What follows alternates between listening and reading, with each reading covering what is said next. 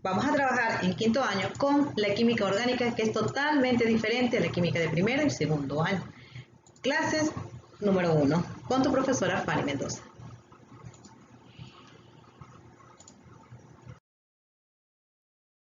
La química orgánica. La química orgánica es un subconjunto de la química. Recuerden que en química de tercero y de cuarto año es totalmente diferente a la que ya vieron.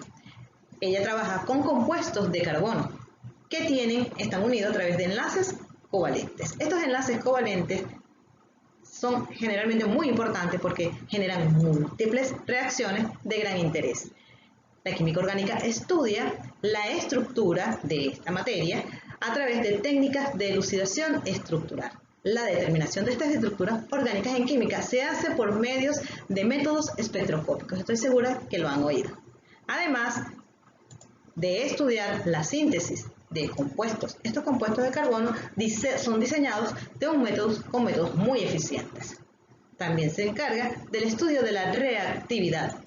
La reactividad es a través de una serie de mecanismos de reacción con ecuaciones químicas. Y las aplicaciones que se pueden obtener de la química del carbono es a través de las múltiples industrias biológicas, farmacéuticas, etc.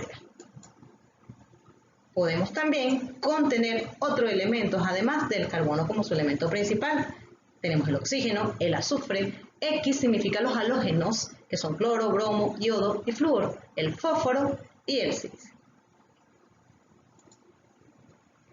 Esto hay que tomar en cuenta que se encuentra en muy pequeñas cantidades, siendo el carbono el de máxima cantidad.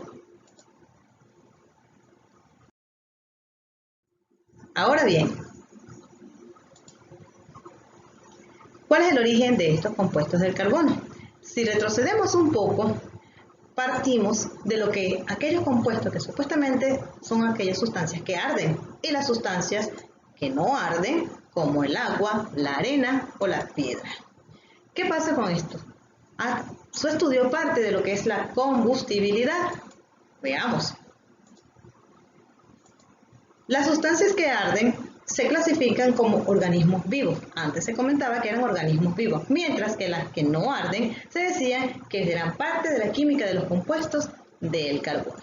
Pero ¿quién fue el señor que hizo la división de ambas? Fue Lavoisier en el siglo XVIII.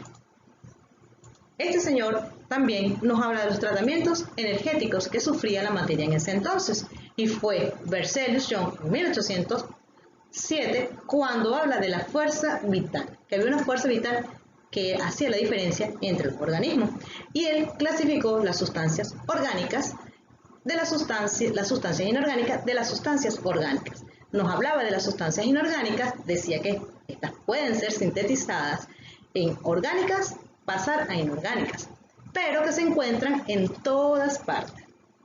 En cuanto a las sustancias orgánicas, él nos decía que no podían ser sintetizadas y que tú no podías pasar una sustancia inorgánica a una orgánica. Solo se encuentran en el mundo vivo.